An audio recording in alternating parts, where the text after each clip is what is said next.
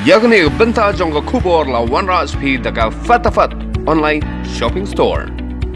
Menteri Rangba Jongga Jylla Konrad Sangma hakasi sajan kala tarik ujeliu arjar arfau Leit Jngoh Kynsan yaka Jingtei yaka Iingdorbar Thawain Jongga Jylla kabadan hapo maudin yang New Shillong.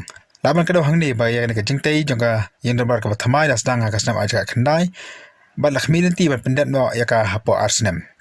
Laban kedua ru hangni baka Jingtei yaka Iingdorbar Thawain Jongga Jylla kala kandria jaka nakawi ke jaka cakawi pan nadu bakala ing bat pelu haka Iingdorbar Thawain ka bariam ka nampak kandai lat kemba arfos tam AA mensua.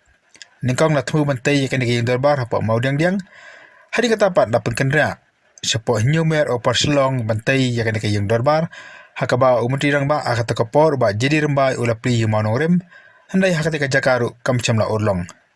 Kejengwat jaka kalanang ya nakapor sakapor tat adu mandatai yaka Iingdorbar ka Thawain ka mamenta kabadan hapo maudang Menteri Rangba Konrad Sangma haba keran hakilat patai khubor ulapun pau ka jing smokemen baka Jingtei yaka Iingdorbar Thawain ka laya syafrang bat ulaong hapo sisnem anak bantai no yaka Iingdorbar kemta ke basyabar bat kan simpor bat sisnem nak kemta pendap ya kemta ke basyapo jongan ka Iingdorbar hakaba ka Jylla kan yo no sendan yaka Iingdorbar Thawain ka bapura.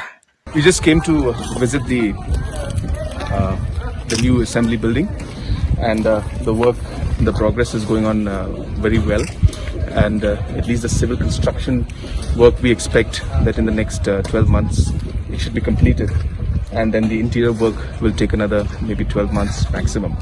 So we are quite satisfied with the progress of the work, and this is more of a surprise visit. I had come to see the Mount Indian Tourism Lodge, and on my way back I thought I'll just give a surprise visit. I'm quite happy to see that the work is going on in a very fast pace. Hakani ka jingle jurep yaka Jingtei jaka yang sarkar Konrad Sangmaru Leit Jngoh yaka tourist lodge lani yaka jaka trekam baka jaka sa jongginong sangka pertai kabadan hangtai hapo mauding diang.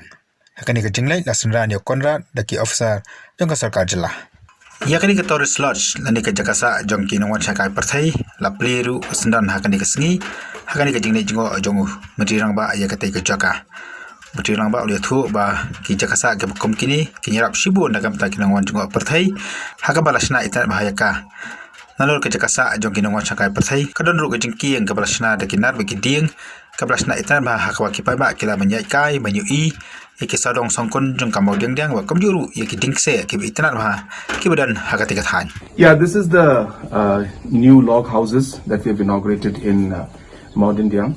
And this will be property that's owned by MTDC. The idea is to work towards the future in terms of how we need to adapt to tourism when it comes to the COVID-19 situation. Therefore, we feel that we need to start preparing for it. It also means that we may need to change the model and the way we look at tourism and the entire experience of tourism for the tourist. So therefore, it is important that we have cottages like these, which are much more isolated in one way.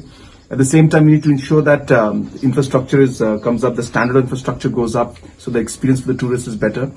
And at the same time, we need to ensure that our people who are going to be hosting the tourists, they need to be also trained. So therefore, along with the inauguration of this place, we have also started a training program where we're doing the soft skill training and the software, you can say, for the people who are part of the tourism industry. There are about 25-30 people who will be trained in the course of the next 15-20 days. And the idea is to really improve their overall qualities and train them on what is required for better tourism and improve the experience.